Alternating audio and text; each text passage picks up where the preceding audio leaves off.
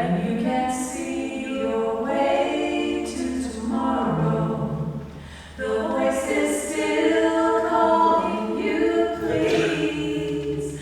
Press on, press on, press on, press on. Oh, it's times like these that will bring you to your knees.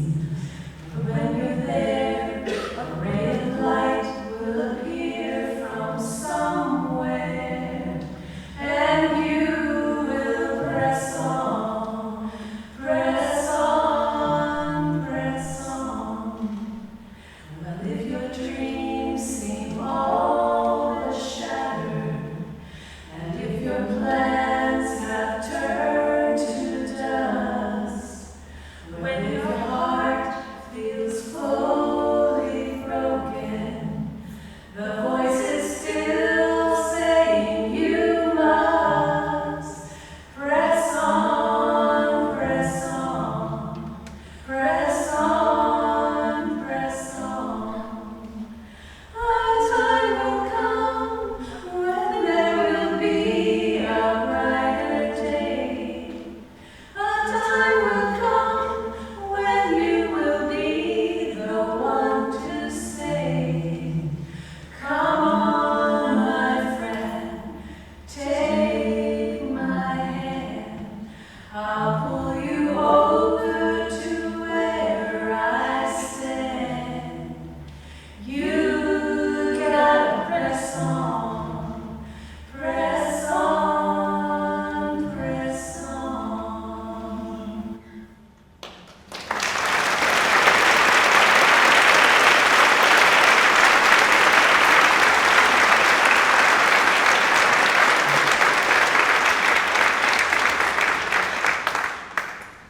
What a beautiful opening piece. Thank you so much. And we will together press on.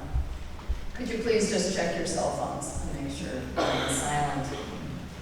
Every artist, speaker, performer, organization, and staff team listed in your program has donated their talent to this event tonight because they care, because they love this community. We love this community. Please join me in thanking them and thanking our first responder community for all they did a year ago to save lives and all they do every day for our county and our community.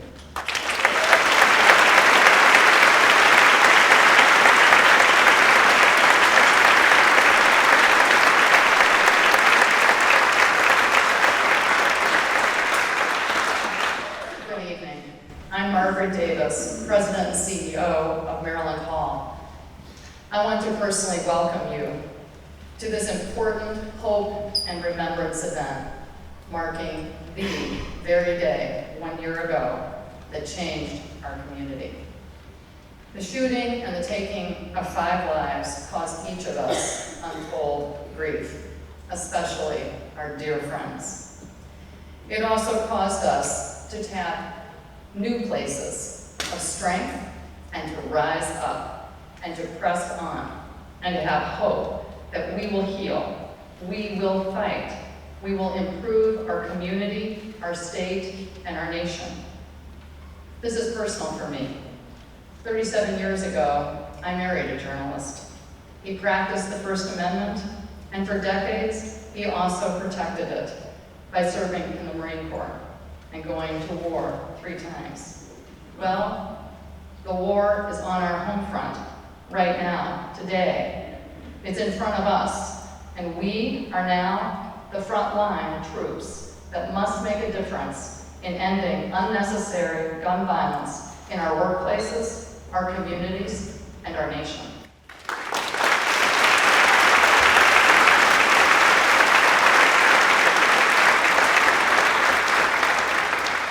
Tonight, through art and sharing, we will remember, we will reflect, and we will rise up together. We will celebrate the first Freedom of the Press Day. It is Maryland Hall's great honor to help convene this event, to partner and to join with each of you in community to tap the universal languages of art and love, to go forward and to accomplish great things together.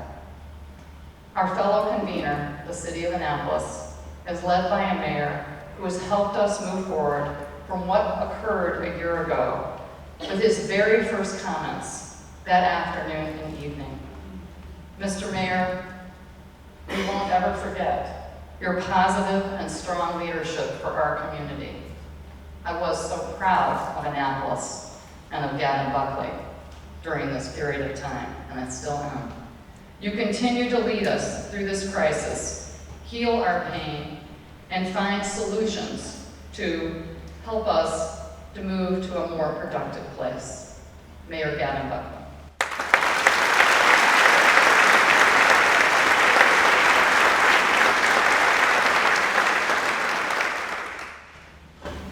Welcome everyone. Tonight's event is a warm reminder and a community hug. Here we are together 1 year after the tragedy at the Capitol, continuing to heal our hearts and our souls through music, stories, friendships, and art. We lost Rebecca Smith, Wendy Winters, Rob Hyson, Gerald Fishman, and John McNamara. A year has passed since their deaths in a senseless act of gun violence.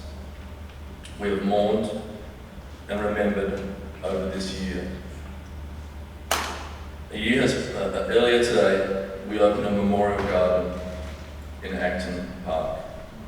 Our thanks to the Tribune Publishing for installing the garden and the plaque. The City of Annapolis was honoured to be asked to be the host of such a beautiful tribute. Tonight is the night to talk about hope and remembrance. Hope. Hope is what unites us in our humanity going forward. It is what keeps pushing us forward to solve problems and create change in the communities that we live in. Our lost friends helped and prodded us to have hope every day. They covered Annapolis, always with a thread of hope. Their work was both personal and professional. When we think of hope tonight, let's honour their optimism and professionalism about our community. Remembrance. As time passes, the abject pain of grief begins to subside just a little. It still hurts, there is still pain, but it begins to blur a little around the edges. And that is the space where the light of remembrance can begin to shine through. The light of remembrance, the thing about the loved ones we lost. Tonight, we will hear some of these stories from family and loved ones. Remembering Johnny Mack on the sidelines of a football game. Remembering Rebecca talking about her fiancé and his softball games. Remembering Gerald and his love for books and words. Remembering Wendy for her love of her family, the Naval Academy, and community reporting. And remembering Rob for his quirky columns and his mentorship of young reporters. Hope and remembrance is something that we unfortunately share with other communities that have suffered mass shootings. Cities like Blacksburg, Virginia, Pittsburgh, Pennsylvania, Charleston, South Carolina. I've been forging connections with mayors of some of these cities, and I'll talk about that a little later. But one of those relationships is with the city of Charleston.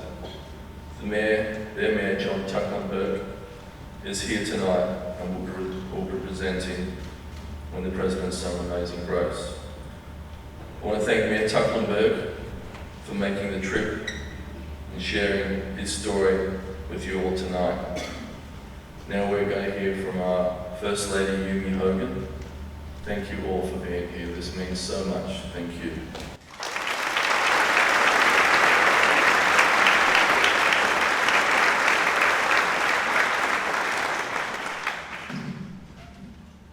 Good evening. I'm so honored to be here with you all. First, I would like to thank who has worked so hard to make this evening possible. The City of Annapolis, Maryland, and the Unitarian Universalist Church. Then I also would like to recognize the families, friends, neighbors, and the loved ones of the 5 people who remember tonight. 1 year ago today, a terrible tragedy happened right here at home in Annapolis. We lost 5 of our friends, colleagues, and neighbors: Gerald, Rob, John, Rebecca, and Wendy. They can never be replaced, and we will never forget them. I personally spent time with Wendy Winter at our annual holiday open house at the government house. We had many lovely conversations about the decoration, the music, and the cookies. Every year, house chef made 2,000 cookies. She's very interested what kind of cookies this year. The last year, holiday open house was not the same without her. I will cherish memories with her.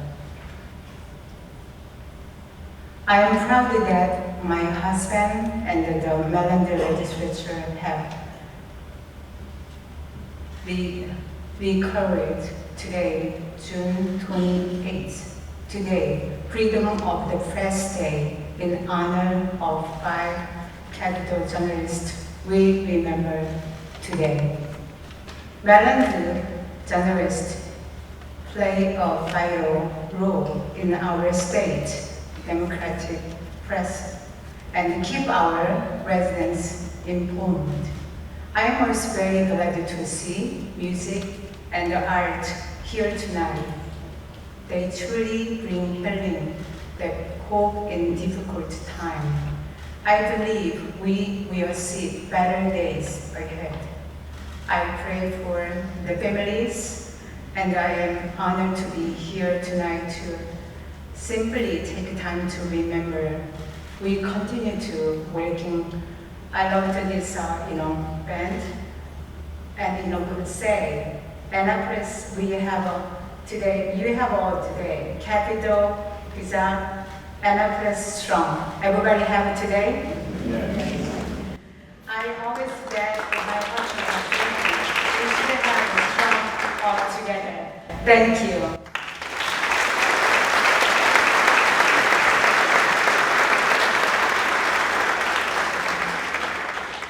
Now I'd like to introduce our hero, our leader of the Pulitzer Prize winning Capital Gazette, editor Rick Hudson.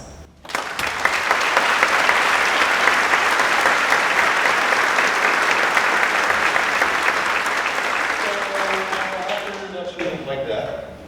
There's only one thing I can do, and that's embarrass myself. The good news is I'm going to embarrass you all too. Maria, if I'm about to steal your thunder, I apologize. Everybody knows that Rob Hyacinth was a James Taylor fan. And I learned in one of the many things we learned about him since he passed away that he not only stole a sister's album, he apparently still had it at age 59.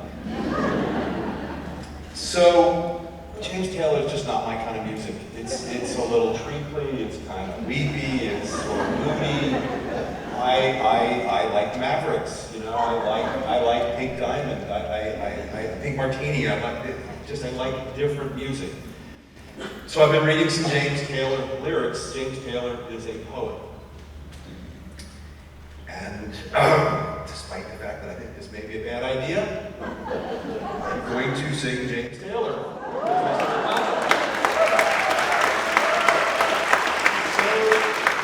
here's the part where you get embarrassed. Stand up and sing with me. The chorus, "To a Fire and Rain." I really asked some musicians if anybody could play this with me, and they're all like, "You're on your own." I've seen fire and I've seen rain. I've seen sunny days that I thought would never end. I've seen lonely times when I could not find a friend. But I always thought that I'd see you again. Thank you.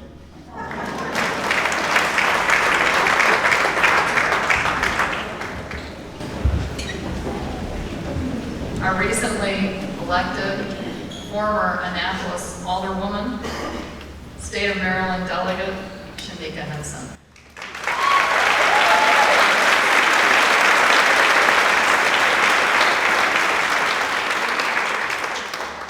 I'm on your program to welcome you to Maryland Hall, to welcome you to this space and time. But I would not be before you today. We all would probably not be in this wonderful space if it was not for the legacy of Mike Bush. So as we have hope,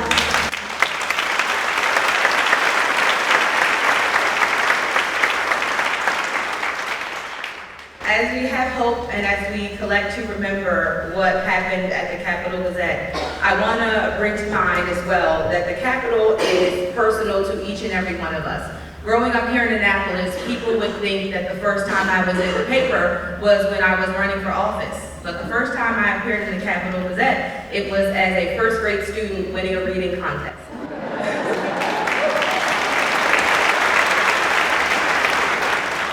That's a testament to the Gazette. That's the kind of paper that we have here in Annapolis. It covers the stories from the large to the small. Some of us, it's grown up. If you go through the pages of the Gazette, you can see your life as just a little 6-year-old at Tyler Heights Elementary, all the way to the first Black woman to serve as delegate for District 34.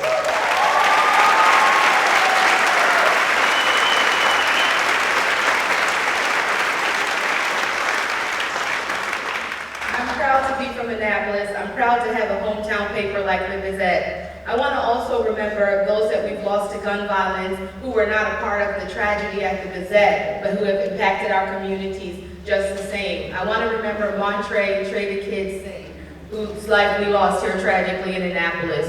When I was the Annapolis Alderwoman, we had one life lost while I was the alderperson, and that was Corey Johnson, who lost his life at Bay Ridge Gardens.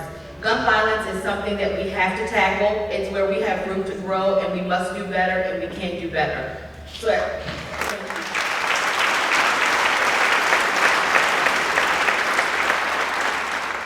as we gather here to remember the lives lost at the Capitol, we remember that we also have hope. So on behalf of myself, Senator Alfred, and Delegate Alex Kane, I welcome you to this event. Thank you.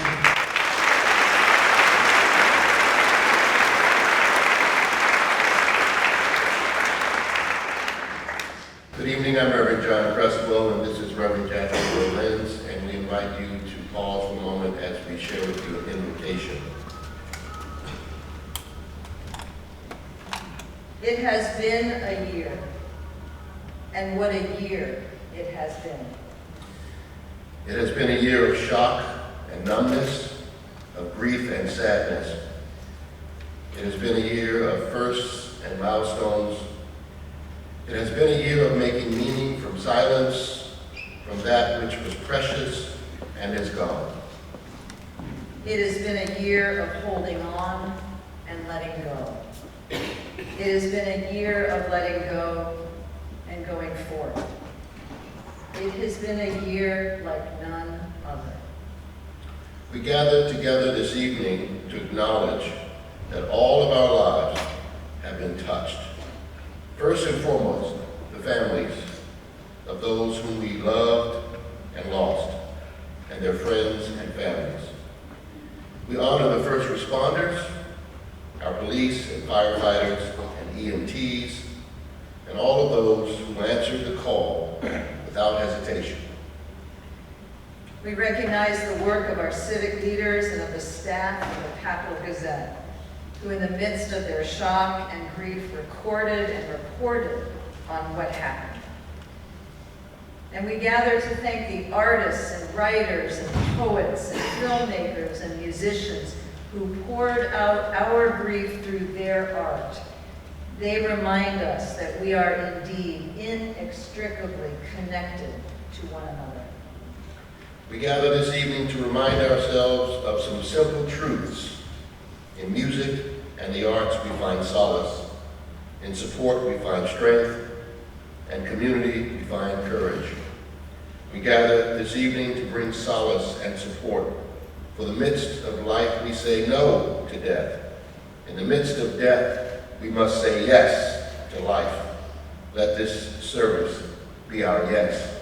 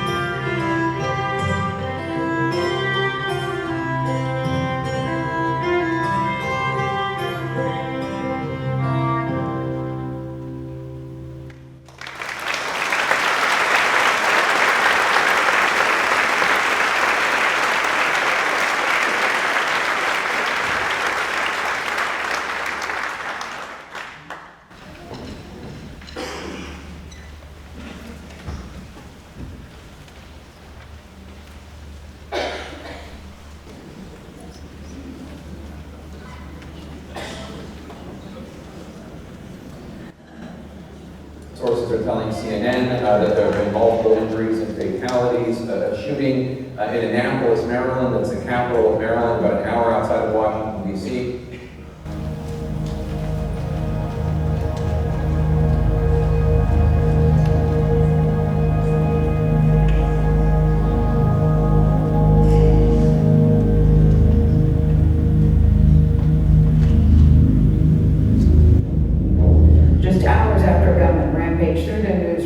The dedicated staff of the Capital Gazette Company in Annapolis published their regular morning paper today. 5 of their colleagues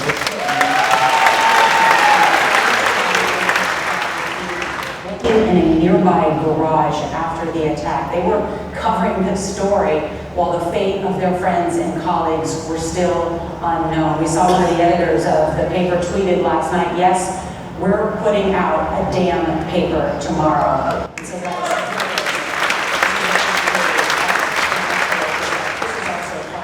was the paper this morning. This is the opinion page.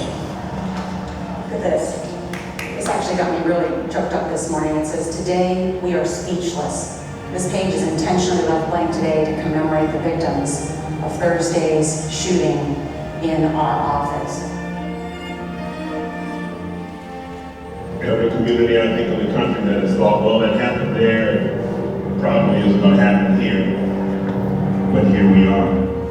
This is a difficult place to be in, and I tell you, the only way we're going to make it through this is together.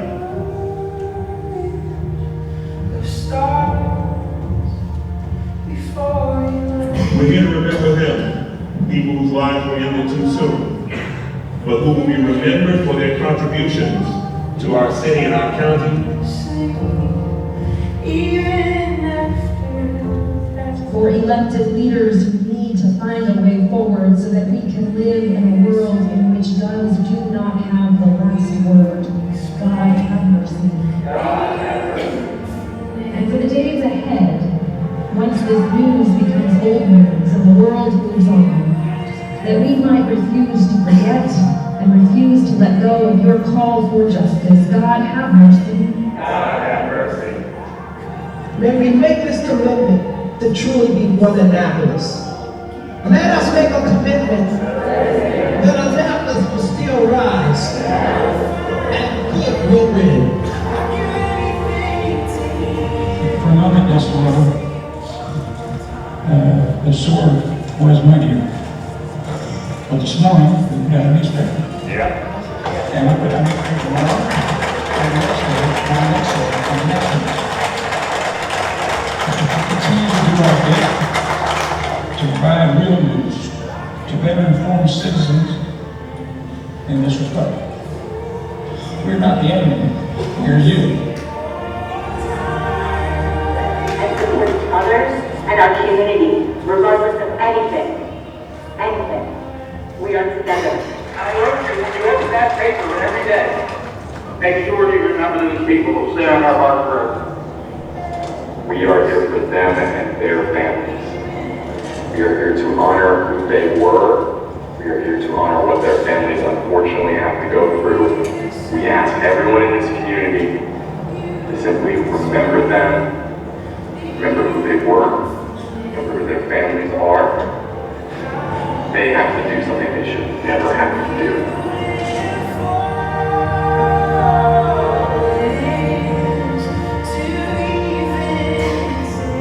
As Dr. King said, we will either learn to come together as brothers and sisters, or we will perish together as fools.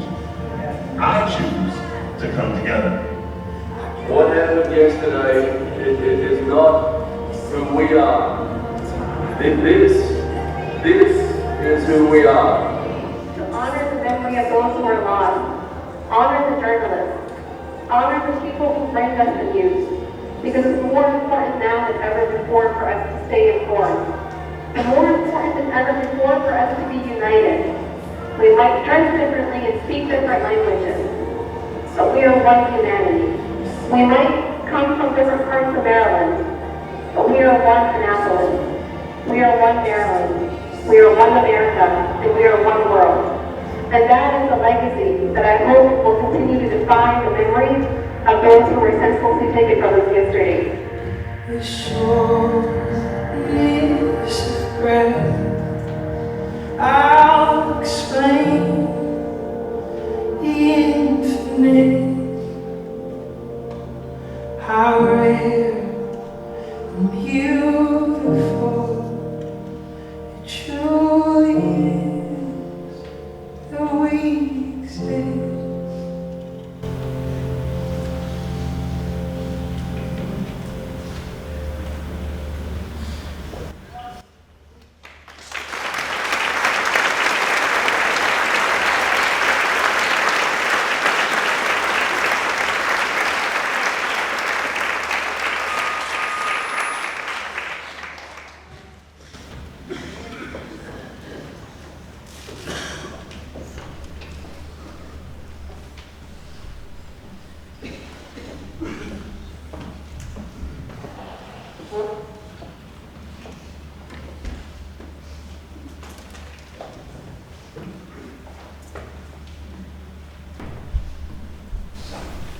So,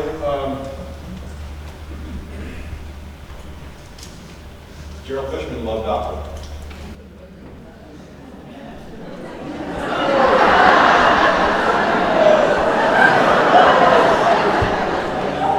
He married an opera star. He married a woman from Mongolia who is a renowned opera singer, and they were here for this morning, but they could not be here tonight, so asked me to speak a little bit about Gerald. You know, we've written a lot of words in the last year. We've talked a lot about our friends. And I am tired of crying. I'm tired of being really sad. So I'm going to tell you some stories about Gerald. Thank you. Gerald, as you know, was an intellectual. He was a deep thinker. He was a beautiful writer. He was a poet. Some of you may have heard me tell the story before of how Gerald was the enforcer of our poetry rule. For those of you who have submitted poems to the letters to the editor section, blame Gerald that they did not run. And he explained it this way. You can run a letter to the editor where the idea and the logic and maybe the rhetoric is not great. And it's okay, because it's an attempt to express an idea and take part in the public debate. You cannot tell someone you're not going to run their poem because it is a bad poem. I have written bad poetry. I'm sure some of you were in English class and have written bad poetry, and you know how it kind of stings when you hear, that stinks. So imagine our surprise when we found out that Gerald wrote love poetry to his beloved Erica. There were so many things we didn't know about him, not the least of which I turned 60 last year, and which means I turned 61 this year. And I was lamenting the fact that I had turned 60. It kind of surprised me that it bothered me a little bit. And I was in the room with Wendy and Gerald, and neither bothered to tell me that they were older than me. I even said, I am the oldest person in the picture.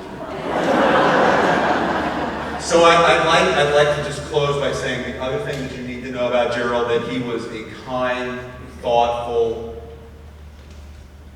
well-spoken person. A conversation with Gerald was an interesting experience. You did not know what reference he was going to pull from. Unlike me, he could quote Shakespeare accurately. And he had a temper. Very few people knew this. We would plot editorials, and we would have fun with them, and we would be frustrated by them. And you know, outrage is one of the things you bring to the editorial page on some days. And we recently run through a string of things where, unbelievably, people in positions of power read our editorials and agreed with us. We didn't know what we were doing wrong. And we, I don't even remember what it was we wrote. We wrote something and we got a lot of grief for it. We got got a lot of grief for it. And we were talking about it, and we were trying to decide if the criticism was right, and we should change our position. And Gerald blew up. Gerald blew up. And he's sitting in a chair, and this is Gerald blowing up. That was Gerald Fishman. He was my friend, and I miss him a lot.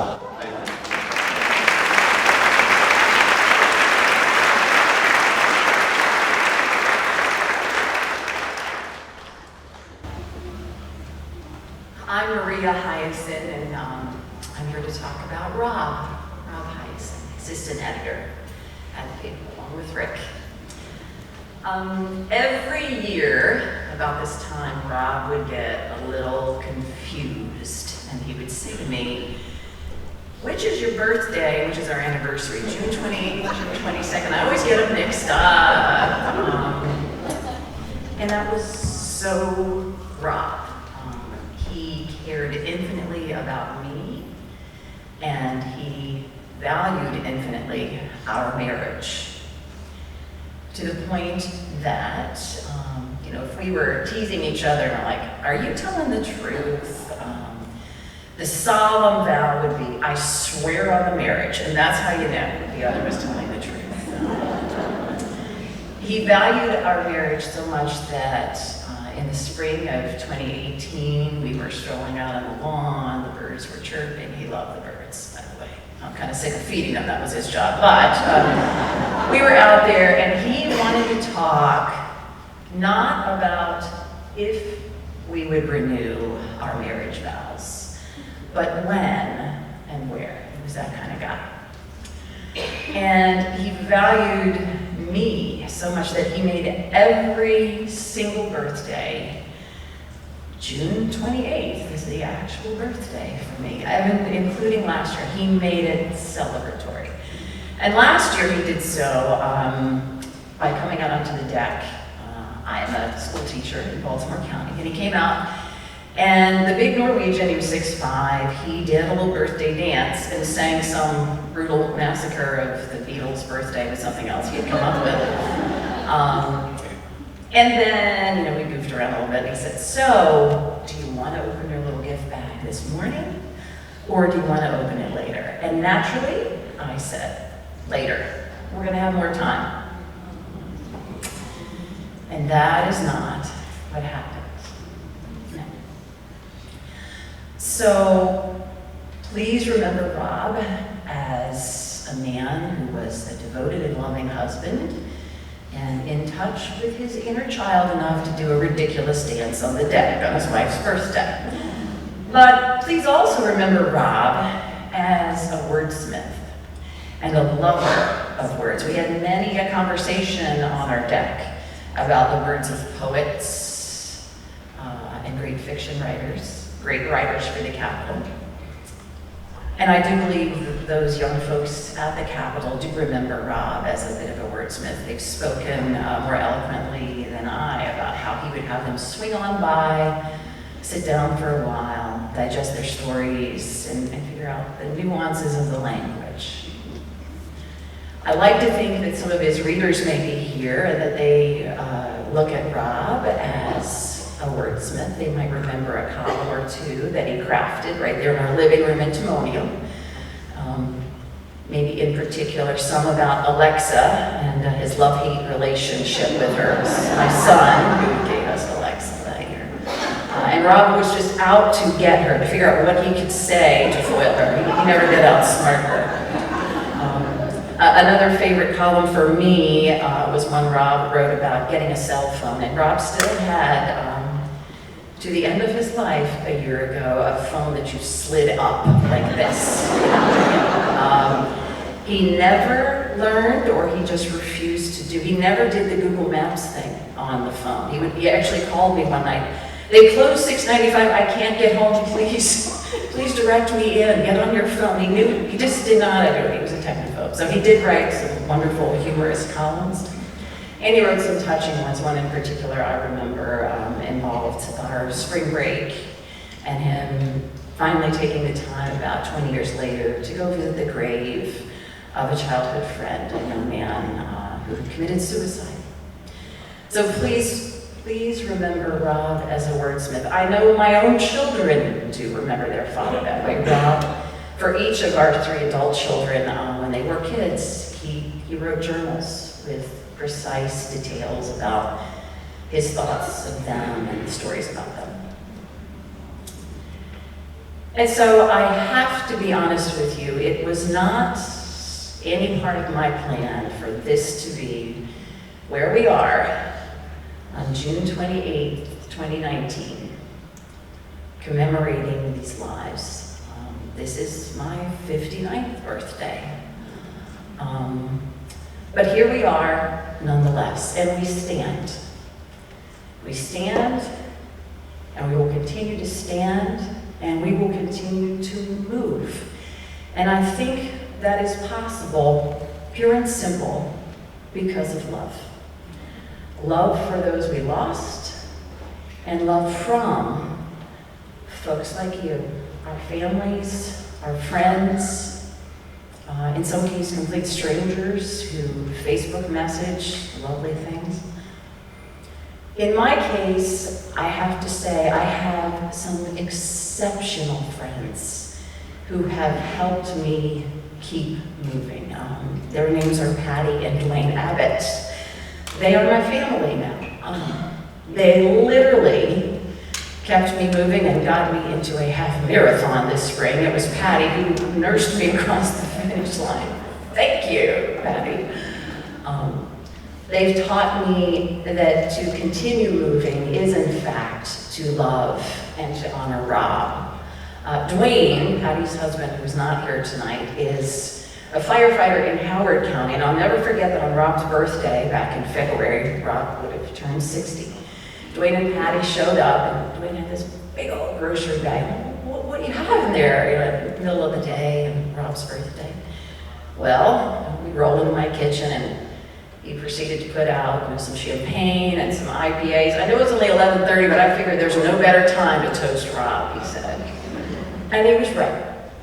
And in the course of our sitting there and talking, I learned some wisdom from that firefighter in Howard County. He said, it's like an arrow. You are moving forward. You're like that point on that arrow. And Rob's that feathery part, the fletching, and it guides the arrow. It's guiding you. That's his love. I was like, well, dang. Didn't expect that from Dwayne. He's a big burly guy. But I took it and I ran with it. Literally ran with Patty a few months later.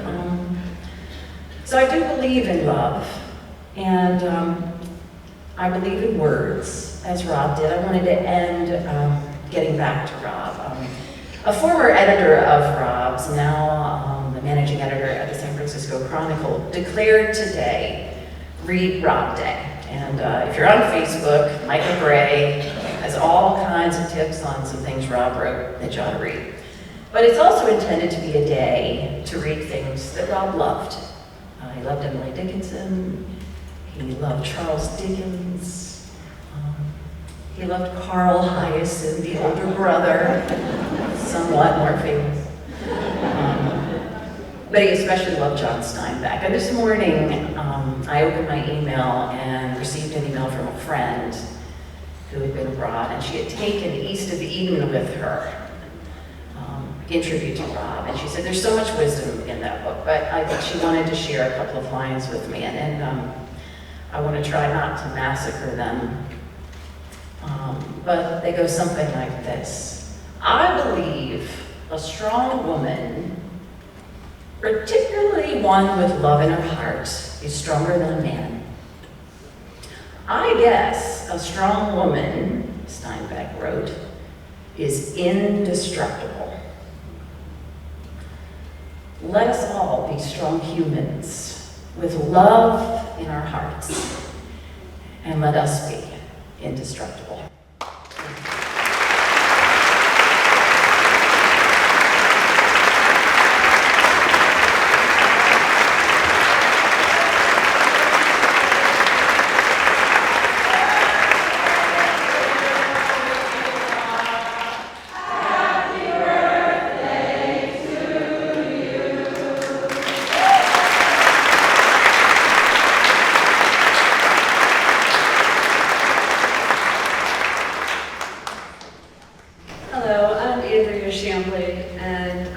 married to John McNamara for 33 years. And since Erica can't be here, I'm going to tell a story. And I didn't know Gerald, but I've gotten to know Erica a little bit. And she tells this charming story of this day that she went to the Kennedy Center to see opera. And there was something wrong with her ticket, and she had to sit in a different seat. And next to her was a gentleman who also had to be moved because of his ticket to another seat. And he was bespectacled and wearing a cardigan, and he charmed her and asked her out for coffee, and she went. And they ended up getting married. And that's a lovely story. And then someone, it might have been John, came home from the Capitol and one day told me that, I think might have been one of you guys later, but they said, people would ask Gerald, you know, you're bespectacled and you wear a cardigan and you don't have a lot of hair on your head. How did you end up with this gorgeous opera singer? And Gerald said, well, I Googled Mongolian opera singer and that's what came up.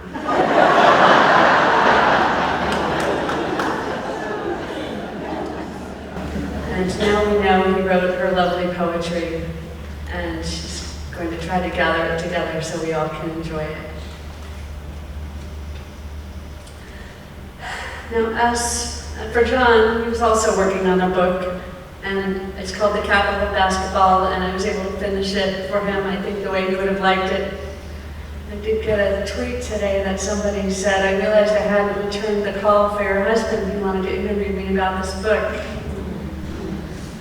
So that was kind of a crappy moment today. It's bittersweet, and it's the last promise I can keep for John, and it's coming out in November.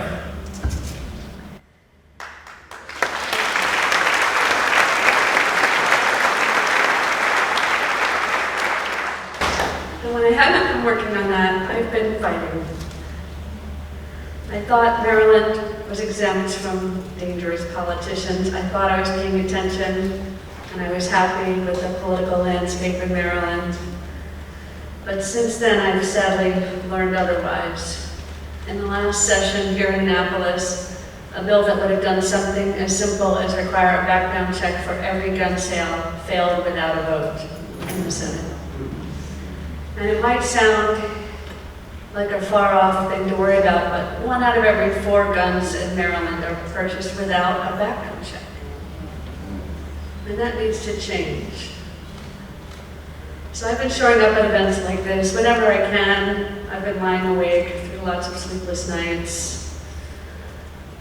I've lost my taste for hamburgers and French fries. I've been given a lot of flags and plaques and awards and recognition. And I really fight the urge to just give them back. I fight the impulse to throw them out because I want John back instead. But I know these are symbols of love that allies in my fight want me to have, and I accept them with love. But it is a fight. It's a fight for people who even today offer us thoughts and prayers instead of doing the jobs they promised us they would do with every campaign contribution request and every election year. I come here to fight for the people who can't be here today. I've met parents who've lost a child to gun violence. I've met victims of domestic violence who still have bullets in their bodies. I've met survivors in physical pain and emotional turmoil. I've met first responders who've told me they'd come home from work with people's flesh on their boots. I want to fight for all of them. And I want to tell you about John. And this man was the best thing that ever happened to me. He never took me for granted like you hear people complain about. He wooed me every day. There was about a 5-year period where I would go to his office after dinner so he could give me shots of fertility drugs. In the bathroom, I still know that the employees wondered what we were doing back there.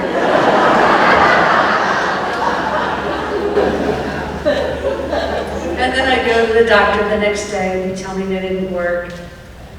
And I would cry and John would comfort me. And after 5 years, I told him I needed to get off the merry-go-round and he told me to do what I needed to do. He moved his brain-injured sister in with us. She was volunteering in the third world, helping girls find a job so they could stay in school and get a skill and support their families. And she was in a car accident and had a brain injury, and she lived with us for a year while she recovered. And he sat with her every day and helped her with her homework that she needed to have to test her recovery and improve her memory. He took me to the Poconos on a budget for our honeymoon, and later to Alaska and California, Ireland and Paris and Rome for our anniversaries. He promised to grow old with me. His promises were broken, not just by the man who pulled the trigger, but by politicians who let dangerous people like him get firearms and ammunition.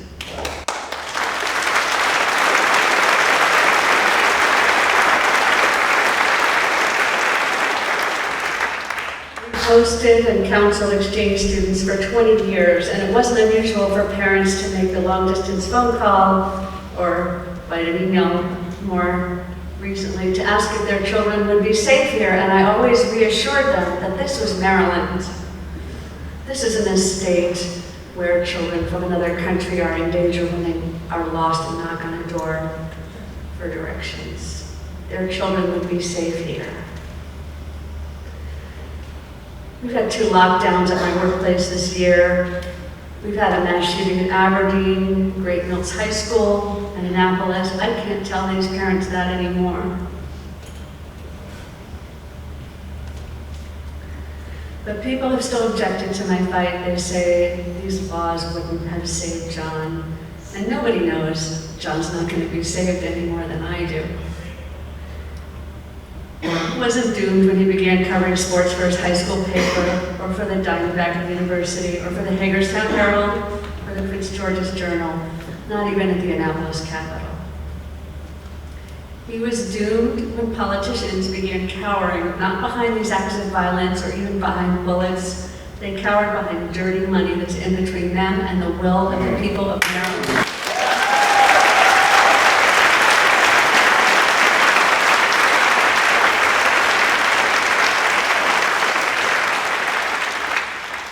Don't get me wrong, there are some politicians who fight hard for us, and many of them are here today, and I want to thank you all very much.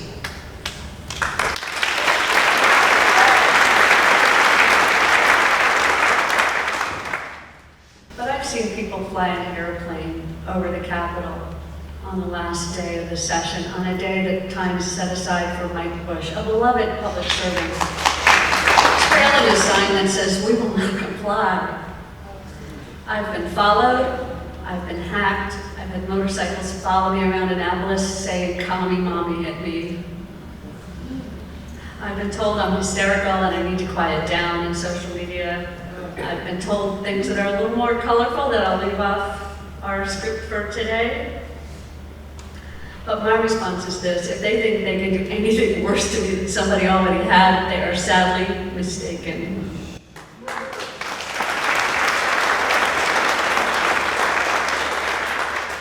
We're talking about civility and the ability to converse with each other, and that's lovely, but every country has incivility, and every country has hate, and white supremacists and Nazis. They're all over the world, but in the United States, hate comes armed with a gun, and that's what we have to change. This is the only country where people have easy access to guns. Gun violence is 100% preventable. Our politicians need to substitute courage for their cowardice when they say no to the Americans' demanding common sense gun violence prevention, but they have said no to us. Gun violence really affects marginalized people. It affects women who are domestic violence victims. It affects our LGBT community. It affects our Black and brown brothers and sisters. It affects people praying in their synagogues and mosques and churches. It is the civil rights issue of our time. The men standing in the way were on the wrong side of history during the civil rights era, and they're on the wrong side of history now. So I'm fighting, but I'm not fighting for John, who was doomed. I'm fighting because gun violence is more costly than I can tell you today in a speech that's way over the time limit I've been given. And even if you haven't suffered from gun violence, if you do something as simple as check where you're sitting in your favorite coffee shop so you can see the exit, you're a victim of gun violence too. We're all one preventable bullet away from being a gun violence victims. So please call your politicians, go to vote.org and get their names at every level, federal, state, county. Get their names and give them a call. There's a bird of victory. It's called a phoenix. But the bird of victory doesn't just show up anywhere. It can only rise up from ashes. The ashes are already here. I know it's hard work, but you don't have to be the phoenix all by yourself. We can each be a feather on the phoenix and watch it rise. I hope together we'll fight with love and joy for each other, and together we'll make that phoenix rise. Thank you.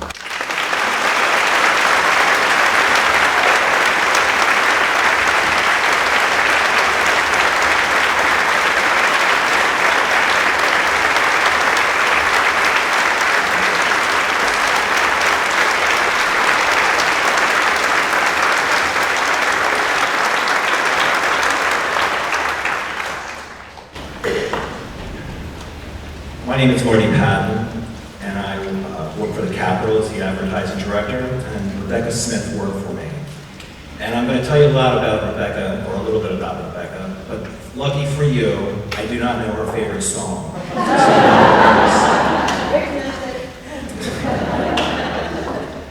So many people have asked, what was Rebecca like to have work for you? The answer is, she was just like any other young professional. Her life had a clean slate. She had her whole world in front of her, and she wanted to be successful. She was ambitious, and she loved working for the Capitol. She loved being part of something that she felt was serving the greater good and serving her community, and it really showed. It showed in her love for her colleagues, and her colleagues' love for her. It showed for her love for her family. It showed for her sense of humor, her kindness, and her charm. So I think one of the most important things is how she impacted her customers. So there's two stories that come to mind. One was an email that I received on June 29th, the day after the shooting last year, and it was by a customer that Rebecca helped.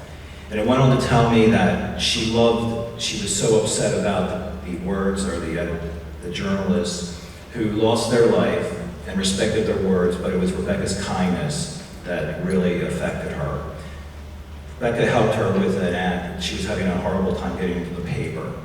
So she got a hold of Rebecca, and Rebecca went above and beyond the call of duty to help her, and she'll never forget that, and it was very touching. And for such one of the darkest days of my life, to get an email like that, it certainly brightened a very dark day. And the second one really just happened almost a year later, where one of our customers called and I was talking to her, and she was telling me about a voicemail that that was of Rebecca, and that she could not delete, no matter how hard she tried. She was very emotional, and I think that speaks volumes for who Rebecca was.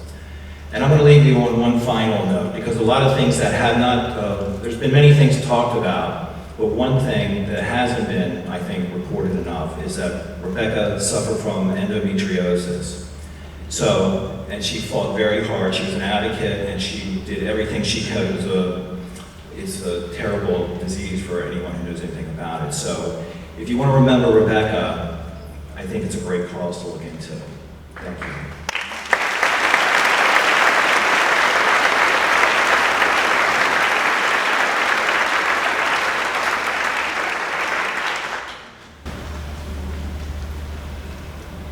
Hi there, I'm Summerlee Winter-Scheimer, and I'm the youngest of Wendy's 4 children. 1 year ago marked the day that our lives changed forever. In the past year, our families have been under a microscope of tragedy, and yet we still had to keep moving. My sister Winters got married in May to her husband Kenny. My sister Montana moved to Maryland from Florida and now resides in her mother's house. I moved from Pasadena to Glen Burnie, and my brother Phoenix and sister-in-law Katie have repeatedly made the trek from Italy to be here with us stateside. And together, the four of us, with help from friends and family, started the Wendy Winters Memorial Foundation.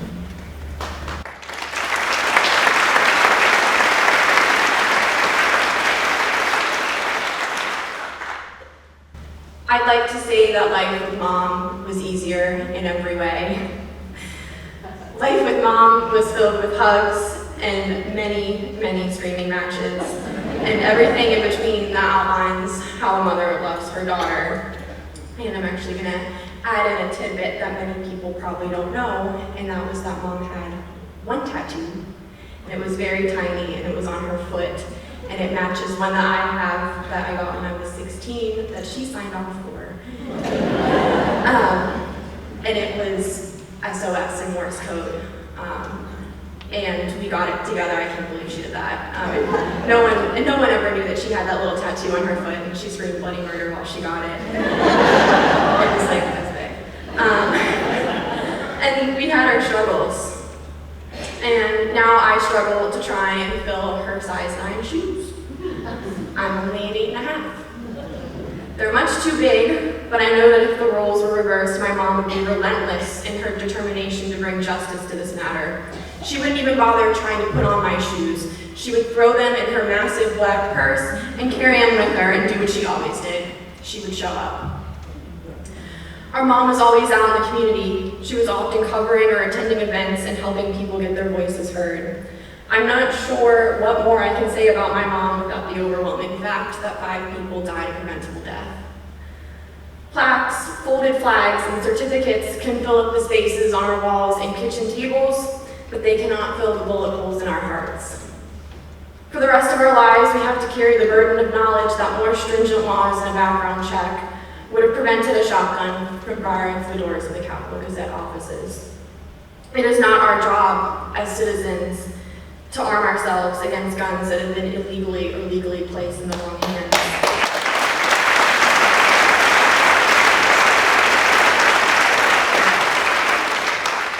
And it is certainly not our job as unarmed citizens to run at a shooter with a recycling bin and a trash can. But it needs to be our priority to fix this broken system.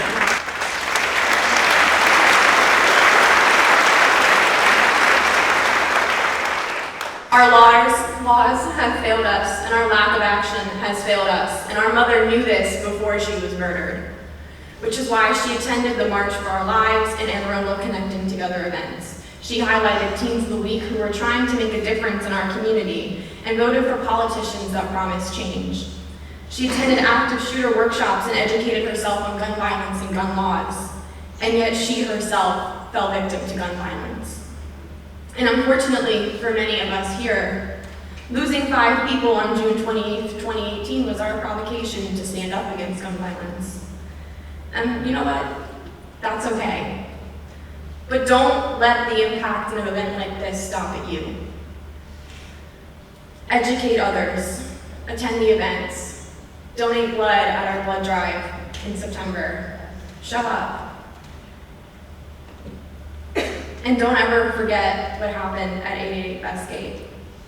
Because life without Mom is a lot of trying to fill her shoes. But my hope is that maybe you guys will shove a toe in and try and help me with that.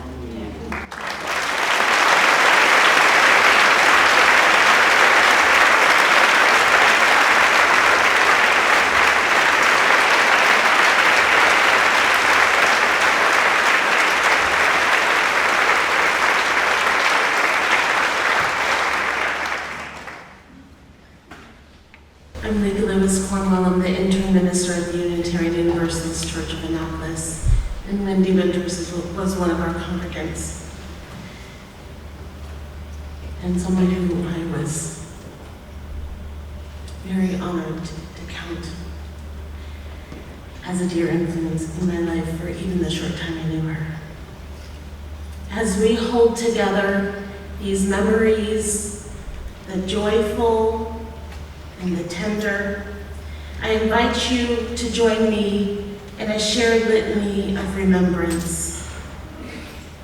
After I say each line, your response is, we remember them. In the rising of the sun and in its going down, we remember them. In the blowing of the wind and in the chill of winter, we remember them. In the opening of buds and in the rebirth of spring, we remember them. In the blueness of the sky and the warmth of summer days like today, we remember them. In the rustling of leaves and in the beauty of autumn, we remember them. In the beginning of the year and when it ends, we remember them. When we are weary and in need of strength, we remember them. When we are lost and sick at heart, we remember them. When we have joys we yearn to share with them, we remember them. So long as we live, they too shall live, for they are a part of us now and forever as we remember them.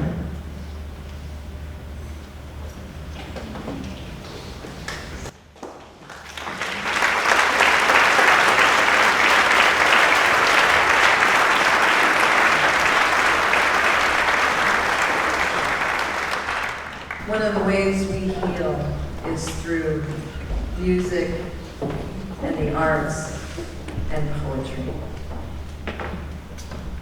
At this time last year, I was performing my first official duty in that role, reading a poem before a candlelight vigil in the aftermath of the shootings at the Capitol.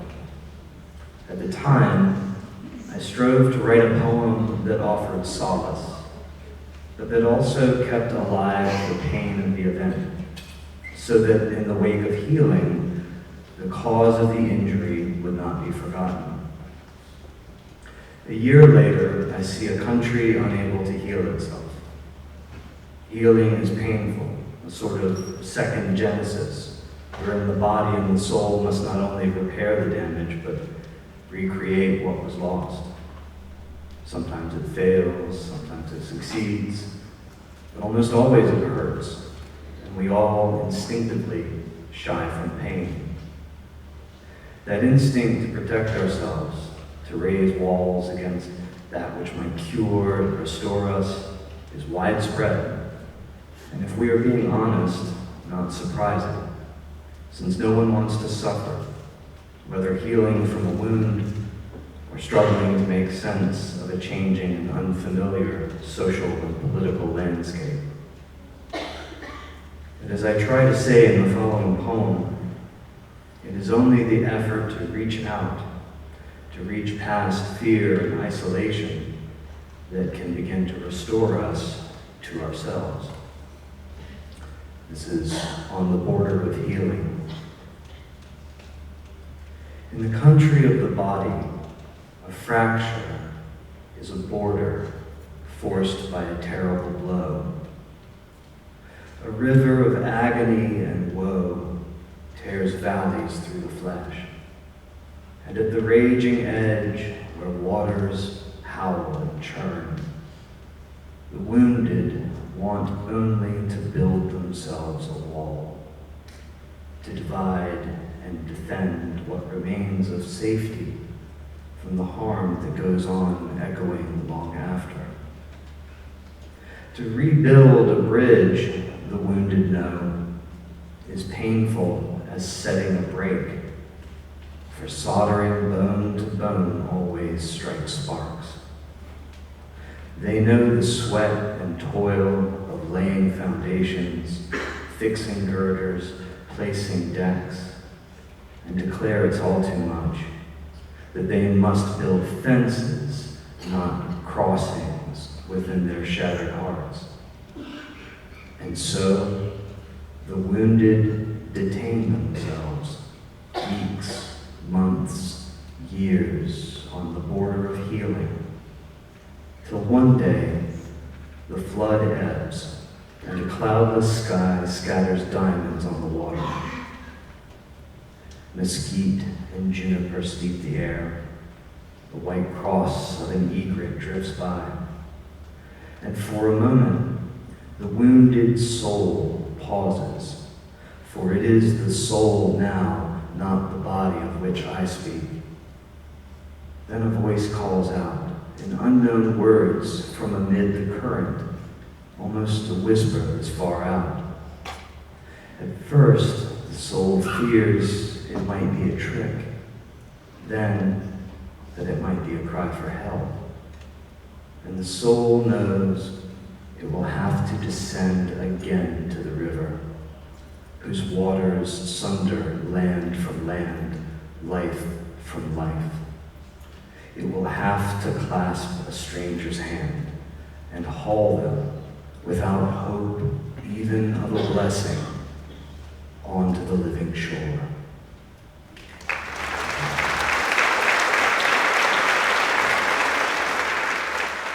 First, I'd like to thank Mayor Gavin and Julie Buckley for inviting my wife Sandy and I to be with you this evening. It's a real honor to be here for this evening of hope and commemoration.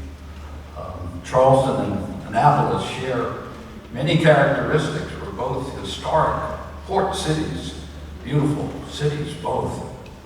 And now, as of a year ago, we also both share the experience of a tragic, senseless gun violence.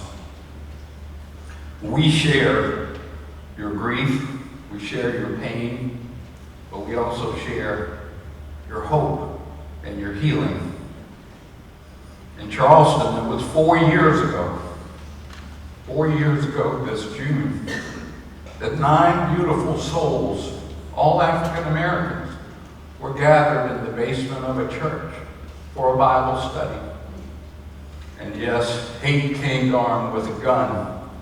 A man came specifically to start a race war in Charleston. He came to the wrong place. He came to a church. And amazingly, even 2 days later at the bond hearing, the survivors' families expressed forgiveness and love to the perpetrator.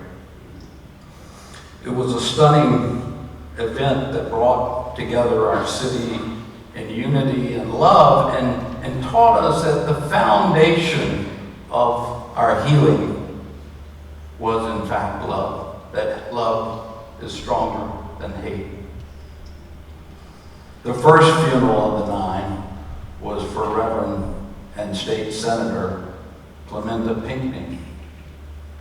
And President Obama came to give the eulogy at that funeral. And from afar, a lady from Pennsylvania who watched what was going on wrote this beautiful song.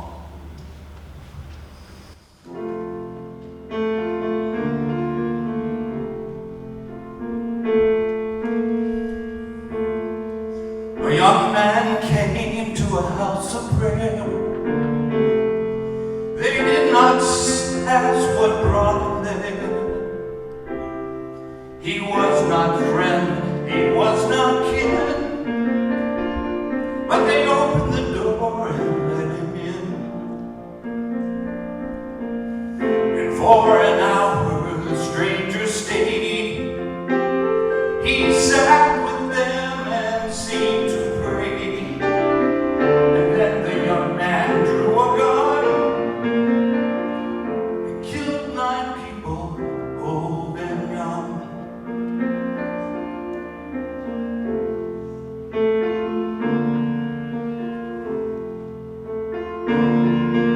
In Charleston in the month of June,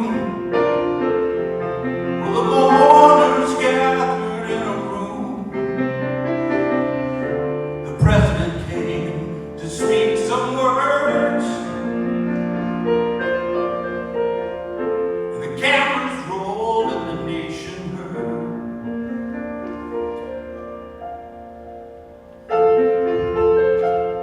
But no words could say what must be said for all the living and the dead. For on that day and in that place, the president sang Amazing Grace.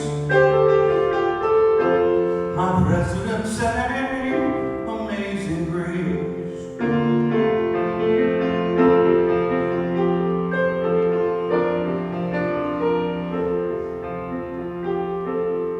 We argue where to lay the blame on one man's hate or our nation's shame. Some sickness of the mind or soul, and how our wounds might be made whole. But no words could say what must be said for all the living and the dead. On that day and in that place, the president sang Amazing Grace. My president sang Amazing Grace.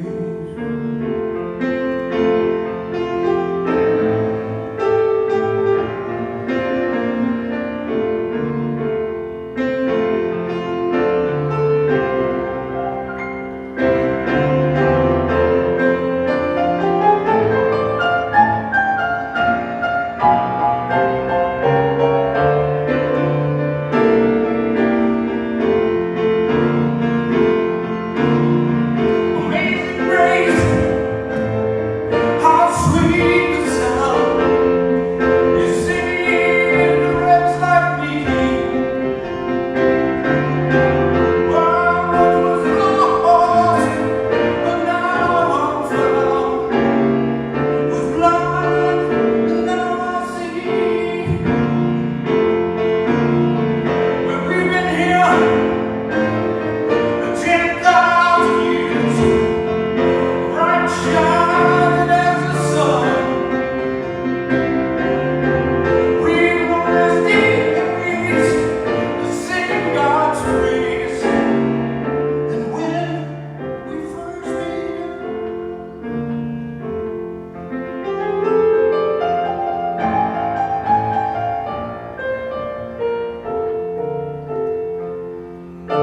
no words could say what must be said for all the living and the dead.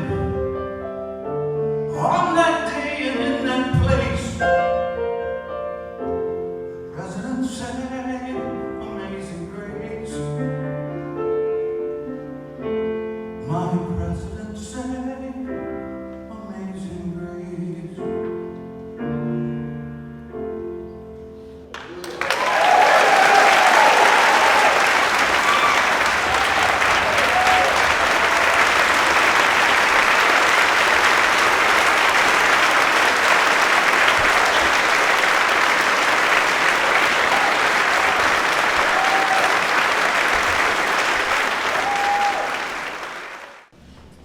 Good evening. My name is Sarah Elfreth, and I have the privilege of serving as your senator in the Maryland General Assembly.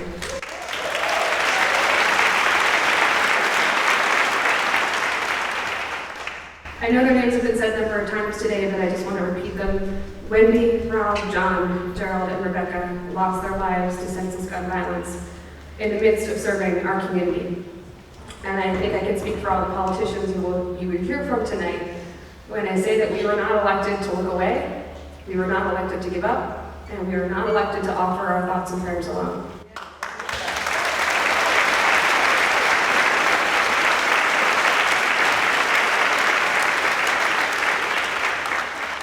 And so I have to admit that in the 365 days since the tragic shooting, we as leaders have not done enough to keep our community safe.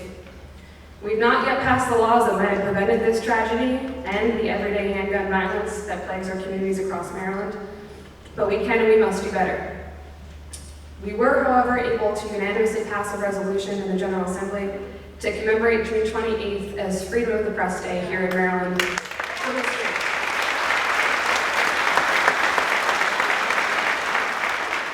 It was the smallest of gestures that we could do to honor those who were tragically taken from us and their families, and to honor the hardworking Capitol Gazette and the staff who have gotten the paper out every one of those 365 days since.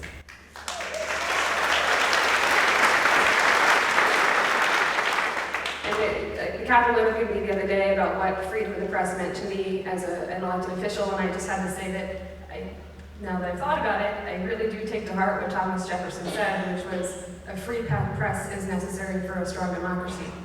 And I can tell you that the entire General Assembly and the state of Maryland and Speaker Bush above us honor your work and your sacrifice. But tonight, as we reflect on the lives of those who serve our community so faithfully, I just ask that we have faith in one another. We must have faith in our community. We must have faith that together we can end the scourge of gun violence that has touched ours and so many other communities. I don't usually quote the Bible, but I have to say that it tells us that faith by itself, if not complemented by action, is dead. Our faith requires action and difficult conversations and courage. It requires us to pass better laws regulating shotguns and to keep guns into the hands of people who should not possess them. And that means taking what we know about the perpetrators of mass shootings and everyday handgun violence to heart and to legislation. That we must take more seriously the crimes of harassment, stalking, violence against women, and threats of violence.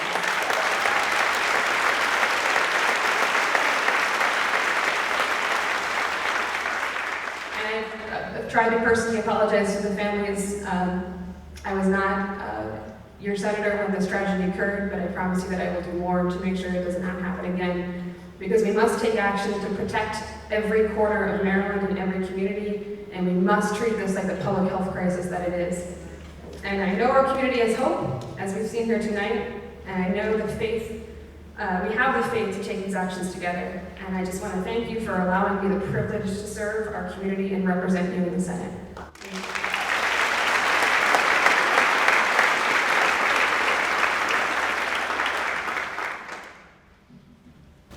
I'm still getting over that performance by Mayor Tecklenburg.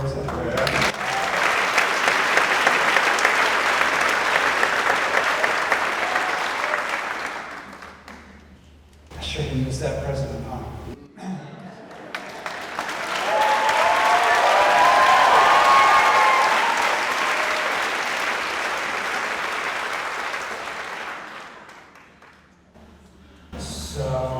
I'm Stuart Pittman, I'm the county executive of Anne Arundel County. I was not the county executive a year ago.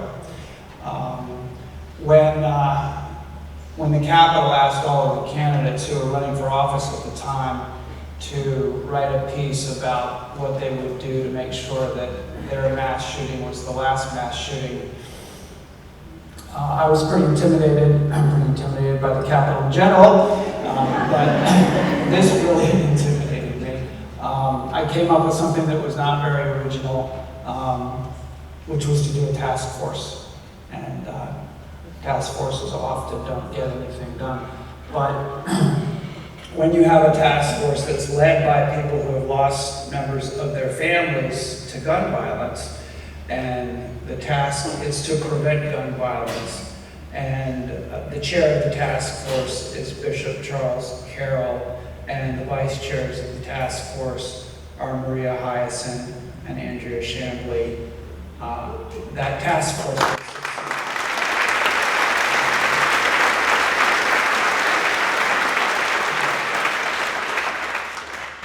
So we have 37 outstanding people divided into 6 committees, and they're working under a deadline.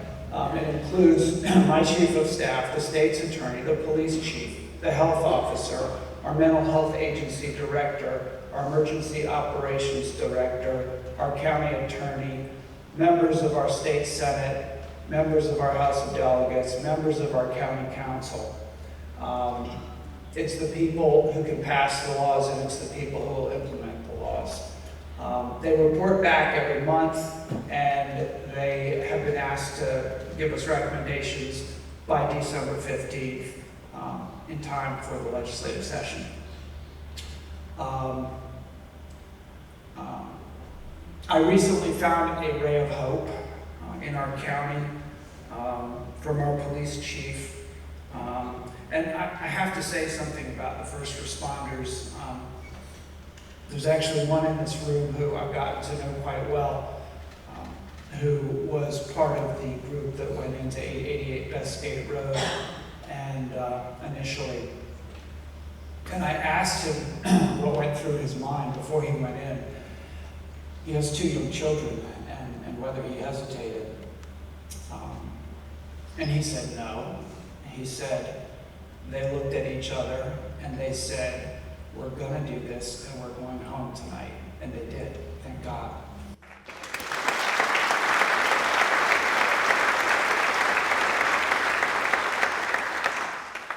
But the ray of hope that I got from our police chief was when I asked him about the red flag law that was passed last year.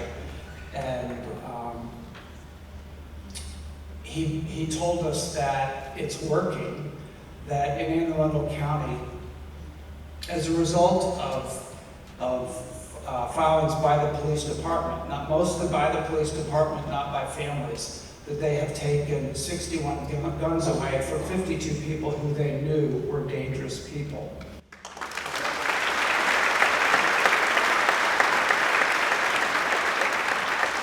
And they're just getting started. So some politicians voted against the red flag law. They voted for dangerous people to keep their guns, and none of those politicians deserve to get reelected.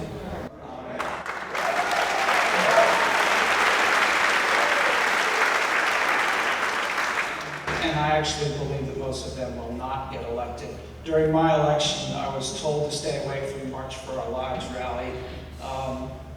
Anne Arundel counties would make me pay for it. Why create controversy when you're running for office? But according to the most recent Anne Arundel County Community College public opinion poll, these are pretty accurate, I've found. 78% of county residents supported legislation requiring buyers of shotguns and rifles, not just handguns, to have a qualifying license. That was the word that they used.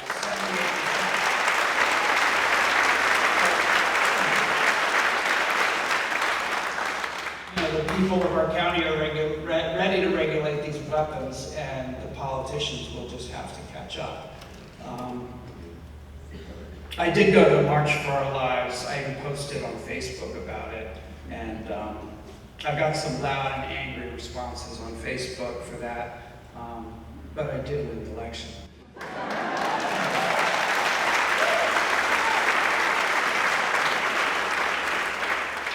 Which I think is a good thing, but when you put that in context, it's not really a big thing. The big thing, the really big thing, is that you and me and every person in this room and every person in this community are connected. We're connected by a thread, a delicate thread, that is the memory of June 28th, 2018. And I can't really explain what that means. I can feel it, but it gives me hope and it gives me faith.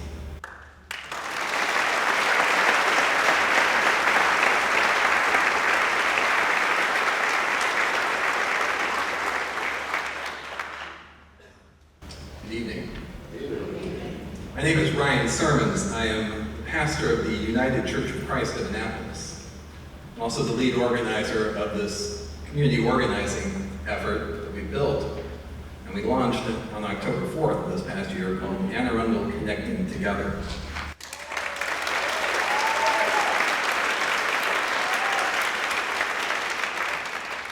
Now, I'm a native of Orlando, Florida.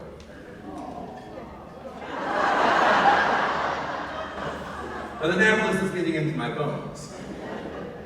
I graduated from the Naval Academy in 2002. and I taught religious education classes at the Unitarian Universalist Church.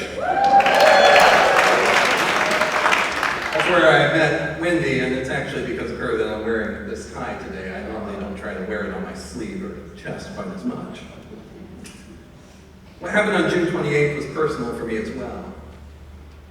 The day I left the Navy, that very night, I walked into the offices of the Mississippi Press in Pascagoula, Mississippi, as a copy editor, a reporter, and I picked up a column as well. I learned to love journalism. My first paycheck I got at the age of 17 came from the Tribune Company when I was a high school stringer for the Orlando Sentinel. And my parents met at the University of Florida School of Journalism, Rob Hyason's school. I remember sitting there on June 28th realizing that all of this is coming together. I served in our nation's armed forces. Printed on this ring that I'm wearing tonight, at the bottom of my class crest, are the statement, "In harm's way." We were the first class to graduate after September 11th, 2001. We entered into a world that was marked by violence and completely changed by acts of terrorism. I have seen violence in faraway lands. I have known what it feels like to feel the power of being behind a gun, and I know what it looks like to see the power at the other end of a gun.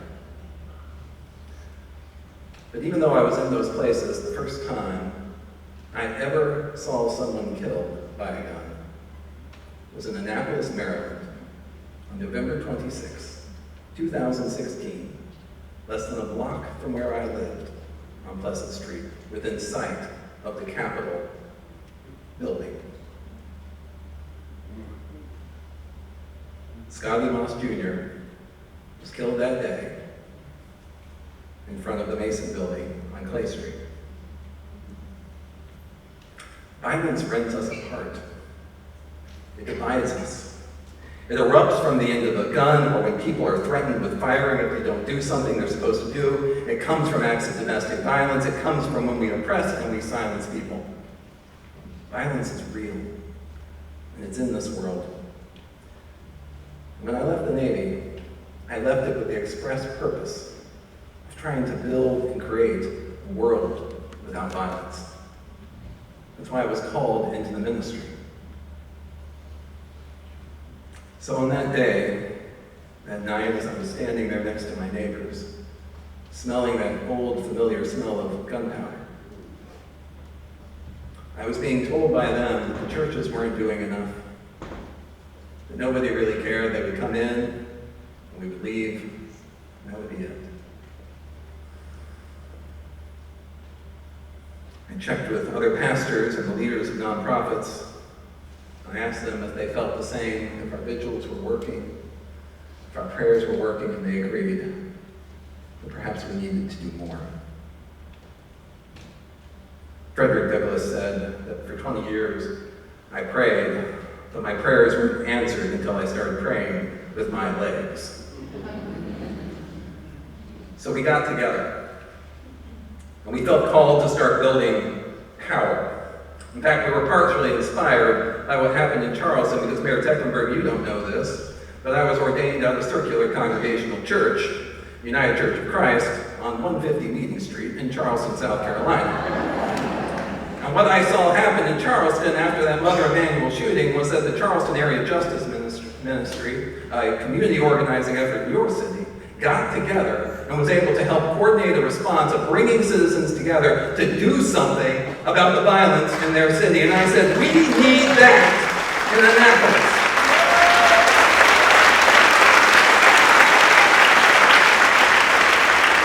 So I turned to my colleagues and we sat down, and it was commissioning day on 2017. And Reverend Tillett and Reverend Carletta Allen of Asbury United Methodist Church, Reverend Tillett's at Asbury Broadneck, we sat down for lunch and we said, we're going to have to build something. And so we called our other colleagues together, we started meeting, and my goodness, they were some messy meetings at first. But what we understood about power is this: it's organized people and it's organized money. You look at the NRA, they got organized money and organized people. You look at any organization, anything out there, it has both of those things. And so we started building power the old-fashioned way. We started sitting down and having conversations. Face to face. Sitting down and getting to know one another's stories. What do you care about? Why do you care about it? What is one thing that you would change about Anne Arundel County? We asked 5,000 people that question. What is one thing that you would change about Anne Arundel County? And we did not ask that over social media. We don't have a website as ACT, by the way. Do you know that? We turned out 1,200 people on October 4th for our lunch without a website or a Facebook account or a Twitter account.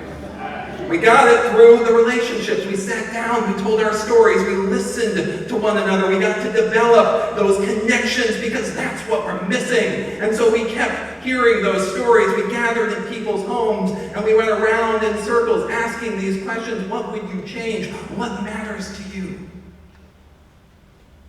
And people responded with housing and education and immigration and gun violence, and they said, we've got to do something about this. What can we do?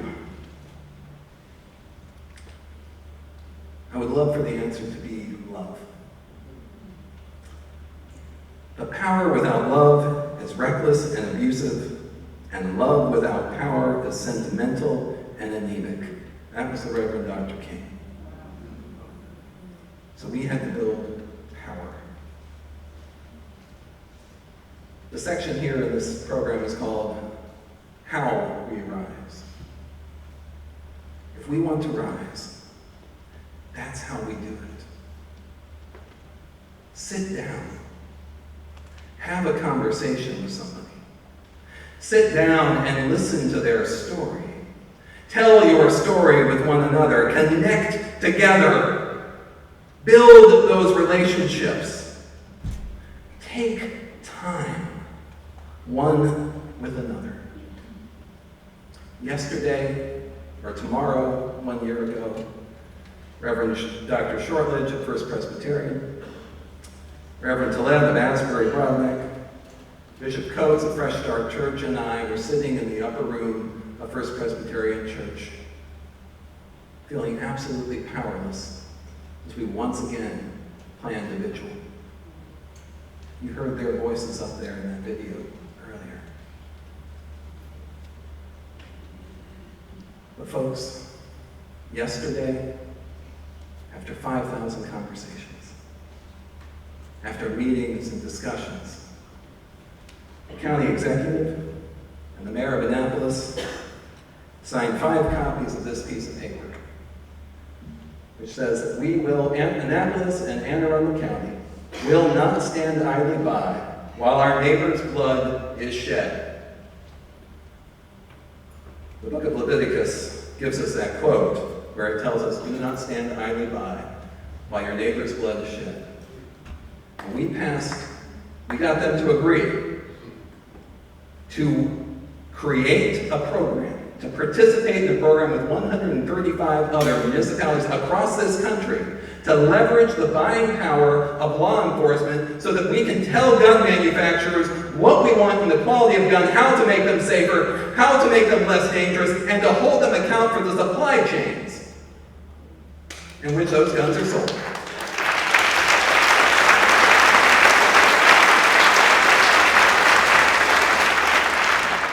It's a drop in the bucket, I know, but it is a start. We have enough power to ask for that, and if we continue to build power, we will have enough power to make the changes that we have been asking for in this place tonight. Thanks be to God.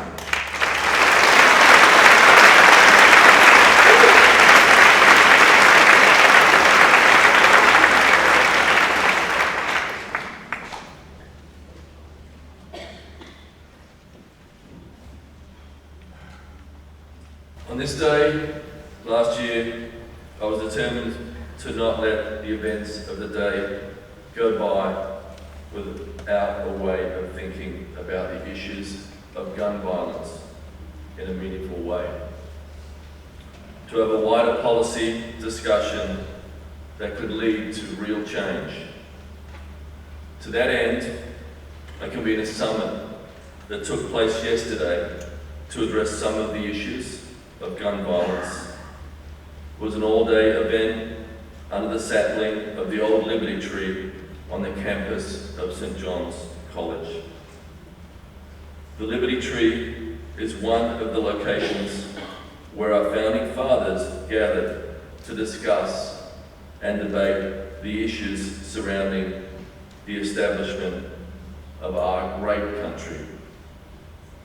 Those discussions led to one of the greatest social experiments in the history of the world. But you don't become great by just putting a red hat on that says great.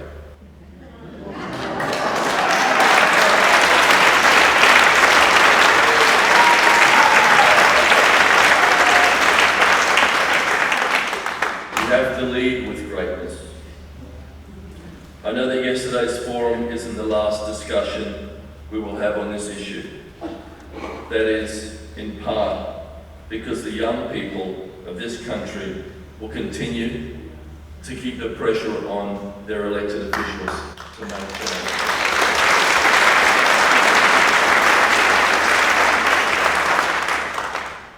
Yesterday we brought together stakeholders that included academics, policymakers, emergency room doctors, members of community organisations, first responders, and elected officials. Over the course of the day, we discussed a wide range of issues and initiatives. The idea of the forum included ongoing discussions with other mayors who have endured similar awful tragedy in their communities. We met with Bill Peduto, the mayor of Pittsburgh, whose community was rocked when a gunman opened fire in a synagogue. I've talked with John Tucklenberg and Joe Riley, mayors of Charleston, South Carolina, where a gunman opened fire in a church, killing innocent parishioners. I've talked with the Blacksburg mayor, Leslie Hager Smith, who led me to the author Thomas Capsidelis, who wrote the book, After Virginia Tech, Gun Safety and Healing in an Era of Mass Shooting. Thomas gave a talk at our event yesterday and had books for us, had books that he signed and gave out to people. The next steps are policy proposals that we know work. Universal background checks, red flag laws, and closing loopholes in existing laws. Biometric firearm security or smart technologies to reduce accidental fire. We also need better education about guns, alongside adequate mental health resources and community support services for people who are struggling to cope with the stress in their lives. The epidemic of gun violence is a disease that we can cure, but we have to be willing to talk to one another. Our summit yesterday was the first part of the conversation. I hope you all join me as we continue. It looks great to look into this room and see a room full of change agents. I know that you will work with us. We had a great moment in time. Yesterday's event had federal politicians, state politicians, county politicians, and city politicians, all who want to move in the same direction to keep our communities safe and to keep our kids safe. So thank you all for coming today. We would like to close with the Eastport Oyster Boys and our gospel artists. Thank you all.